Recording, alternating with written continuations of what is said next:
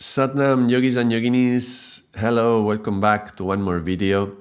We're going to explore today the topic of triads, which is, I think, a very interesting concept on how many things in the spiritual teachings we find that there are three aspects of something. And we're going to see today how very often we can connect the three aspects in a very nice and neatly placed table. We can see three specific concepts and they all align. And we're going to see this through a drawing first. We're going to explore the very first triad that we're going to be exploring. This is the idea that in the body we have, let me draw it very quickly.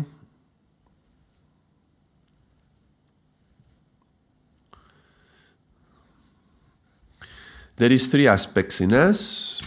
One is the lower triangle.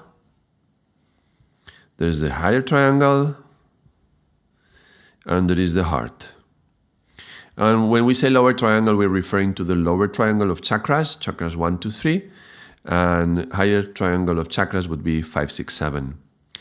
So this concept, we can utilize it to explore many different levels of triads. So the very first triad that we see is obviously God. And we say that God is G-O-D, generating, organizing, and destroying. And we can find how, this is in the body, this is the generating aspect of the body. This is where the seminal fluid is, where the babies are grown in the belly of the mother. Yeah, and so this is the generating aspect of the body, and we can draw it with like the lower triangle of the chakras. Yeah, and the organizing and distributing, this is the heart area. This is the space where things are moving. And the destroying or delivery, this is the higher chakra. What do we deliver? We deliver our words. Our words can also be very destructive, yeah? Well, actually, words can be everything, can be G or N or D. But this is like our delivery. This is our, like when we are dead, for example, when we die, yeah, D, we are living through here, yeah? Our soul and subtle body is going to live through the higher part of the body. Yeah, we slowly go higher. So this is like an arrow pointing up. Yeah, so we can see this. Let's take a few triads and let's put them in relationship to this very simple G-O-D, and let's explore it. One aspect would be animal, human, an angel. You may have heard about this. We are animals. This body is an animal body. It has been evolving over hundreds of thousands of years, and many of the characteristics of an animal are still within us, particularly within our lower chakras. These are our instincts, specifically our survival instinct. Yeah, the first chakra, it's about basic survival, fight or flight mechanisms. Second chakra is about reproduction, which is survival of the species. Third chakra, navel, linked to food consumption, which is also a kind of survival for us. So we can see how the lower chakra is basically concerned with generating life, keeping the life alive, yeah? And this is very much like an animal response, very instinctive. Very different from humans. And the human aspect is the heart. This is the highest challenge in the development of our human consciousness, is the transition from the third to the fourth chakra, yeah, from the navel to the heart. So that's the human side. Can we live being humans, but not ignoring our animal side, not repressing our instincts, but actually like gathering the power that they give us, but staying in the heart? Can we do that? And the angel is like, there is an angelic side to us, there is a spiritual side of us, which is wanting us to go higher towards the spiritual connection is the seventh chakra, so higher. And can we relate to the angel side of us without trying to escape this animal and human existence?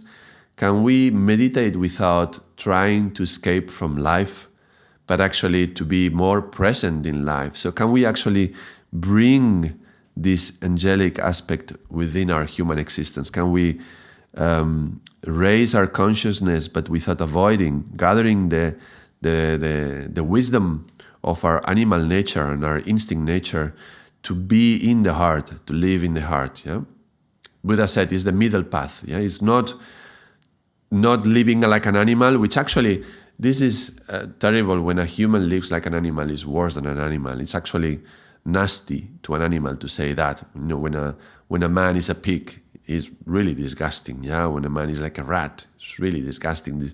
We utilize these metaphors, talk about an animal, but to talk about something that is really, really karmic. So can we be humans? Can we live in the middle path of being humans, in the middle of these three aspects? Yeah.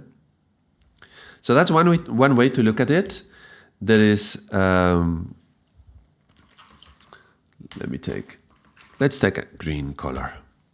How about we look at it from the Gunas perspective? There is Tamas, there is Raja, and there is Sattva. And the animal part of us is our tamasic aspect. Yeah, the tendencies, and it's an arrow pointing down. It's like we may want to go to sleep. Yeah, and we are not active in some way. Yeah, there is something in us that is kind of sleepy, that is not motivating, that is an animal side of us that is like pulling us down. That can happen in this area. We could associate rajas to the heart, even though we generally associate rajas more to the navel, like fire. But we can say that it's within the heart that we have this activity, this human activity that is going to bring us in the direction to our purpose, to our destiny. So we should bring the activity of rajas at the level of the heart, pointing towards the destiny. And sattva is like a more pure, subtle essence, and we associate it to the angelic aspect of us. But again, sattva doesn't mean that it's good and these ones are bad. Yeah, there is a good aspect, there is a dharmic and a karmic aspect for all of this, and it's good to cultivate the dharmic aspect of the three, not to avoid any one of them. In terms of mind, those who study Kundalini Yoga, as taught by Yogi Bhajan, you will be able to do the association with the negative mind, the positive mind, and the neutral mind. Yeah, the angelical part linked to the neutral mind, the human linked to the positive, and the animal linked to the negative. Not going to say much about this because this is very much specific about Kundalini Yoga as taught by Yogi Bhajan. But let's keep going. Let's say that three aspects that we often say that we need to develop. Nabi. Yeah, our navel point linked to the whole lower part of ourselves. Breath. The breath is next to our heart, is the thing that is connected to our human capacity to choose consciously, to breathe in or breathe out. And by breathing, we can bring consciousness in us. And mantra, Nabi, breath, and mantra. These are three aspects to develop, yeah? And mantra is fifth chakra and higher, yeah? Is using the words to go higher, to call on the angelic aspect of us. Nabi, breath, and mantra. And that breath I mentioned is linked to consciousness. So we can already add consciousness here. I don't know if the yellow is going to be seen. Yeah, consciousness.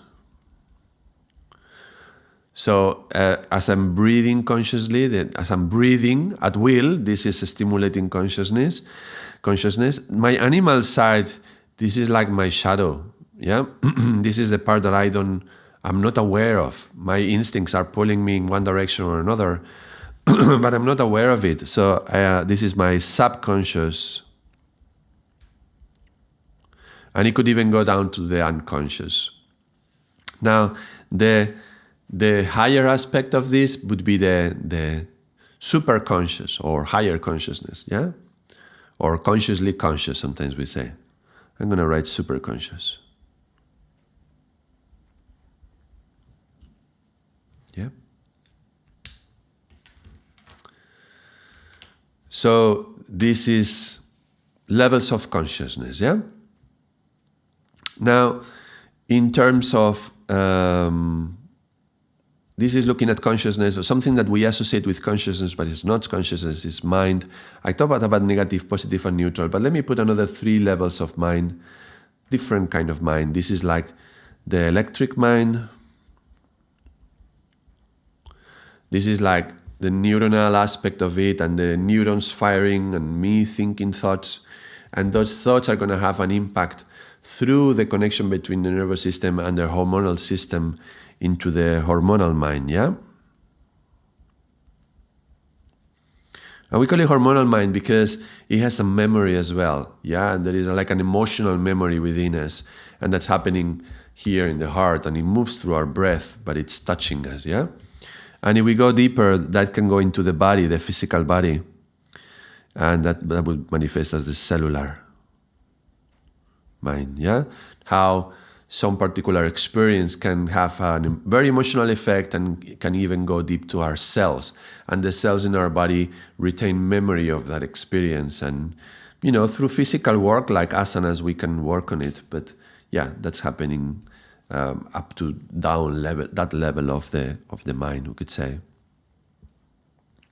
All right, that's another way to look at it. What else? Groups of 3. Okay. Another thing, there's something I explored in this channel as well, in another videos, were the 3 caves in the body. So in the lower aspect, in this lower area of the body, in the lower triangle, we have the cave of seeds, Bija Guha, or Guha, yeah? I'm going to write Bija Guha. Then in the cave of the mouth, this is Gyan Guha. This is where we say words, where we produce sounds. This is where the wisdom lies, yeah? This is the seed, this is the wisdom, yeah? The seed is here. And then there's the Hridaya Guha. I think it's also sometimes called Buddhi Guha, but let's say Hridaya. The cave of the heart. Yeah, with the mantra in that video, I mentioned the mantra by Ramana Maharshi, Hridaya Guhara Madhya. Yeah, so these are the 3 caves. And remember, these 3 caves, if you saw that video, if you don't, I recommend that you watch it. These 3 caves have 3 locks, and we call them Granthis. And it's Brahma Granthi, Vishnu Granthi, yeah, Brahma Granthi, the lock towards to the first cave, Vishnu, the lock to the heart cave, and Shiva or Rudra Granthi, the lock towards the higher cave. And to open these locks, we had 3 techniques from the science of Bandhas, yeah, Mula Bandha. I generally write with a U, but maybe I'll write it like this. Mula Bandha. And this is the one we do here in the root. Jalandhara Bandha is the one we do in the throat. Let me write it here. Jalandhara Bandha. And then in the associated to the solar plexus and the diaphragm, this is the Uddiyana.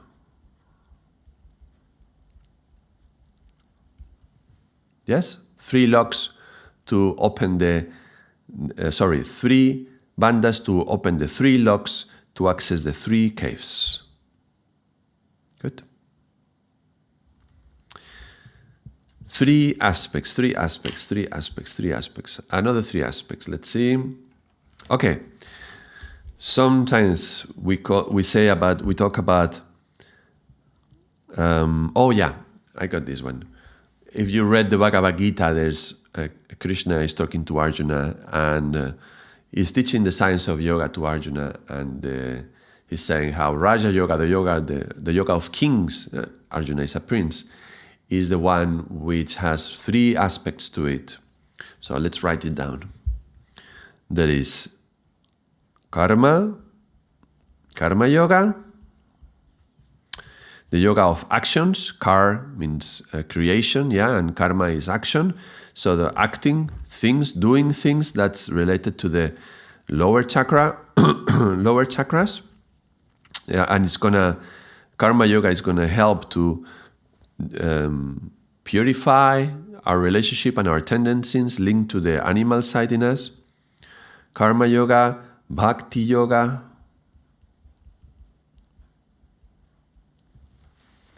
which is going to be linked to our human heart. By devotion we open the heart, and remember, this is the mind which is connected to the hormones and the emotions. So we say from emotion to devotion. We transfer the emotions, or we convert them. We use the emotion to transfer them into devotion. Karma, bhakti, and gyan yoga. Sometimes it's written like that.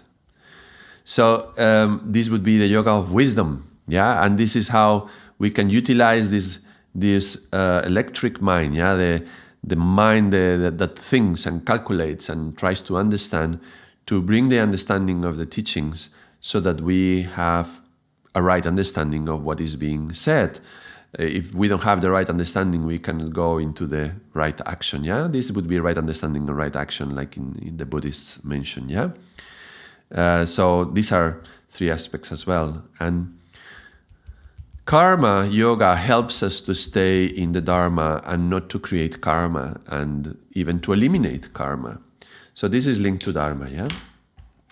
That's another one of 3. Dharma. Our alignment with the teachings and our right actions are going to help us stay in the Dharma and not create more karma, and clean up my tendencies, which are associated to the subconscious, because we accumulate a lot of garbage in the subconscious. So we are applying our Dharma to clean our subconscious and our negative mind, whatever is in there. And Dharma brings us to Sanghat. Living in community, and living in community from the heart, from the heart, human to human, in service and devotion, and chanting together and being together. This is about developing love, it's opening our love. So Dharma, Sanghat is kind of like the gateway towards, this is kind of a gateway, towards the Guru. Guru is our relationship to the higher realms. This is higher, the angelic aspect, the sattvic aspect. And we get access to Guru also through Gyan, through wisdom. So Dharma, Sanghat, Guru is very, very, very, very, very, very difficult to get from Dharma to Guru without Sanghat in between. So it's very important, this human aspect, this human connection, this human consciousness. It is even encoded in our DNA, in our animal side, that we are social creatures because we need that social aspect. We need that connection to other humans. You go to a cave in the Himalayas and try to get enlightened and find Guru directly without the Sanghat is much, much, much harder. It's very easy to be there meditating and not be conflicted and not be exposed to your own traumas or to your own garbage in your subconscious when you are not in contact with others. It's when you go down from the mountain, you go into the supermarket or the market, and then in the marketplace you find that all your tendencies, your different things accumulated in the subconscious come back up, and then you realize how much work you need to do. So it's in consciousness, in the Sanghat, is in contact with others that we are becoming aware also of the things that we need to polish within us. And therefore we can find Guru. This is our connection towards Guru. So these are triads, There's more, and we could maybe include more, but it's it could complicate things a little bit. So let's keep it like this. You can make also very strong and clear associations. Like if you take Tamas Raja Sattva, you can connect it to the doshas, and this would be like how is that? Kapha, Pitta, and Vata. So you could associate it to other things that are like this. But I think just to have this very this simple table of how we connect triads to this in many levels. This is like looking at the world through many levels. I find it very, very useful. You could this is a way of looking at the world. You can look at the world and say, well, everything is either yin or yang. That would be like looking at the world through two glasses, glass yin and glass yang. And this, what we just saw, this is like looking at the world through three like glasses with three lenses, and everything is either Brahma, Vishnu, or Shiva. Yeah, you can see the expression of the lower triangle, higher triangle, or the heart, and you can look at the teachings in this way. So when you find in the teachings things that are three aspects, it's useful to come back to this table, putting them in relationship, and find the link between them. When you have there 5 aspects, then you would put it to the tattvas and the elements, and so on and so forth. So this is a nice, maybe intellectual exercise, but it helps to relate to the teachings in the right way to have a deeper understanding of things. If you enjoyed the video, comment, do some comment, and give it a like, and subscribe if you don't want to miss them. You don't want to miss anymore. Thank you very much, and until next time, Sat Nam.